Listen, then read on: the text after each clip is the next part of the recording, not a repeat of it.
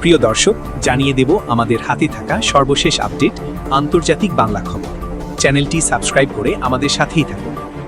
ইরানপন্থী হ্যাকারদের নজরদারিতে ২৪০০ মার্কিন সেনা, প্রতিরক্ষা মহলে উদ্বেগ। পারস্য উপসাগরীয় অঞ্চলে মোতায়েন থাকা মার্কিন মেরিনদের ব্যক্তিগত তথ্য ফাঁসের দাবি করেছে ইরানের সঙ্গে সংশ্লিষ্ট বলে ধারণা করা সাইবার গোষ্ঠী হান্দালা। গোষ্ঠীটি তাদের টেলিগ্রাম চ্যানেলে এক পোস্টে জানায়, তারা ২৩৭৯ জন মার্কিন মেরিনের নাম সহ বিস্তারিত তথ্য প্রকাশ করেছে। দ্য ওয়াল স্ট্রিট জার্নালের প্রতিবেদন অনুযায়ী হ্যাকাররা টেলিগ্রামে এসব তথ্য শেয়ার করে নিজেদের নজরদারি ক্ষমতার প্রমাণ হিসেবে তুলে ধরেছে। ইরাক ভিত্তিক শাফাক নিউজ জানায়, মধ্যপ্রাচ্যে অবস্থানরত মার্কিন সেনাদের হোয়াটসঅ্যাপে হুমকিমূলক বার্তা পাঠানো হয়েছে। সে বার্তায় বলা হয়েছে তারা নজরদারিতে রয়েছে এবং যে কোনো সময় তাদের লক্ষ্যবস্তু করা হতে পারে। গোষ্ঠীটি আরও দাবি করেছে তাদের কাছে এসব মেরিন সেনাদের পরিবারের তথ্য, বাসার ঠিকানা, এমনকি দৈনন্দিন রুটিনও অন্তর্ভুক্ত। ভবিষ্যতে আরও তথ্য প্রকাশের হুমকি দিয়েছে হান্দালা। এই ঘটনায় মার্কিন প্রতিরক্ষা মহলে গুরুতর উদ্বেগ সৃষ্টি হয়েছে, কারণ সেনা সদস্যদের পরিচয় এবং অবস্থান প্রকাশের সঙ্গে বড় ধরনের নিরাপত্তা ঝুঁকি জড়িত। কর্মকর্তারা এখন তথ্য ফাঁসের পরিধি নির্ধারণে এবং এর ফলে সেনাদের নিরাপত্তার উপর কী প্রভাব পড়তে পারে তা মূল্যায়নে কাজ করছেন। তদন্তকারীরা তথ্যগুলো কিভাবে সংগ্রহ করা হয়েছে এবং অন্য কোনো সিস্টেম আক্রান্ত হয়েছে কিনা তা খতিয়ে দেখবেন বলে ধারণা করা হচ্ছে। গত মাসে একই গোষ্ঠী ফেডারেল ব্যুরো অফ ইনভেস্টিগেশনের পরিচালক ক্যাশ প্যাটেলের ব্যক্তিগত ইনবক্স হ্যাক করার দাবি করেছিল। সে সময় তারা ইন্টারনেটে প্যাটেলের বেশ কিছু আপত্তিকর ছবি প্রকাশ করেছিল। এদিকে ইরান যুদ্ধে ইতোমধ্যে যুক্তরাষ্ট্রের ব্যয় $25 বিলিয়ন। ইরানের বিরুদ্ধে গত ২৮ ফেব্রুয়ারি থেকে শুরু হওয়া যুদ্ধে মার্কিন সামরিক বাহিনী ইতোমধ্যে প্রায় $25 বিলিয়ন ব্যয় করেছে বলে জানিয়েছেন যুক্তরাষ্ট্রের প্রতিরক্ষা সদর দপ্তর পেন্টাগনের শীর্ষ আর্থিক কর্মকর্তা জুলস জে হার্স্ট। বুধবার কংগ্রেসের আইন প্রণেতাদের নিয়ে গঠিত আর্মড সার্ভিসেস কমিটিকে হার্স্ট এই তথ্য জানান। তিনি বলেন, এই ব্যয়ের বড় একটি অংশ অস্ত্রশস্ত্রের পেছনে ব্যয় হয়েছে, তবে কিছু খরচ হয়েছে রক্ষণাবেক্ষণ ও ক্ষতিগ্রস্ত সরঞ্জামের জায়গায় নতুন সরঞ্জাম পাঠানোর কাজে।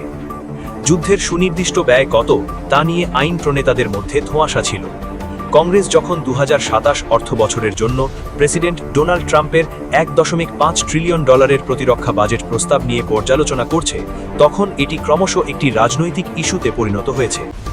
হার্স্টের জবাবে কমিটির শীর্ষ ডেমোক্র্যাট সদস্য ও হাউস প্রতিনিধি অ্যাডাম স্মিথ বলেন, আমি আনন্দিত যে আপনি প্রশ্নের উত্তর দিয়েছেন, কারণ আমরা অনেক দিন ধরে এই তথ্যটি চাইছিলাম, কিন্তু কেউ আমাদের সেই সংখ্যাটি জানায়নি। গত ২৮ ফেব্রুয়ারি ইরানের উপর যৌথভাবে হামলা শুরু করে যুক্তরাষ্ট্র ও ইসরায়েল। এরপর থেকে টানা ৩৯ দিন হামলা চালিয়ে যায় মার্কিন বাহিনী।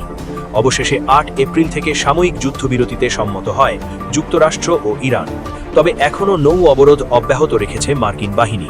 সবশেষ জানিয়ে দেব ইরানের যে কৌশলে হতাশায় ছটফট করছেন ট্রাম্প। ইরানের পরবর্তী পদক্ষেপ নিয়ে আন্তর্জাতিক অঙ্গনে জোর জল্পনা চলছে।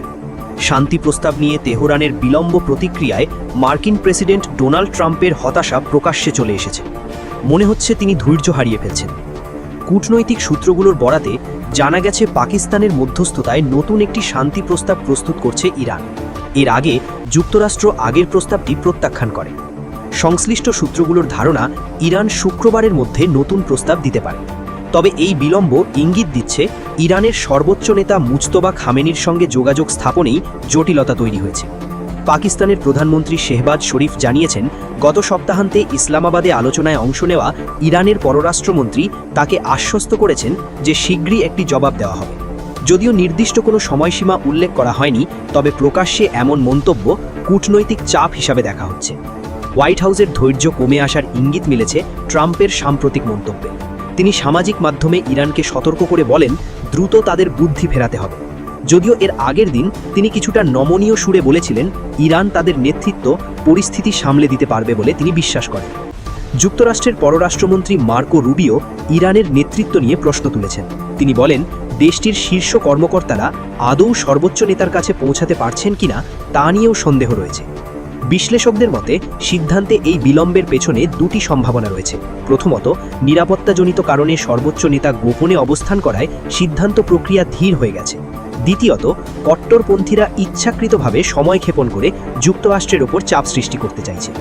বর্তমান পরিস্থিতিতে কোনো পক্ষই নিশ্চিতভাবে বলতে পারছে না যে ইরানের এই ধীরগতি সিদ্ধান্ত কৌশলগত নাকি পরিস্থিতিগত। তবে বিশ্লেষকদের মতে এই অনিশ্চয়তা বজায় রাখাটাই ইরানের জন্য একটি কার্যকর কৌশল হতে পারে।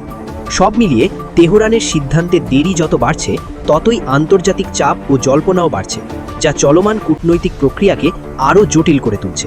আর এতে ধৈর্য হারাচ্ছেন ট্রাম্প। ফলশ্রুতিতে হতাশায় ছটফট করছেন তিনি। তার সাম্প্রতিক প্রতিক্রিয়া যেন তেমনই ইঙ্গিত দিচ্ছে।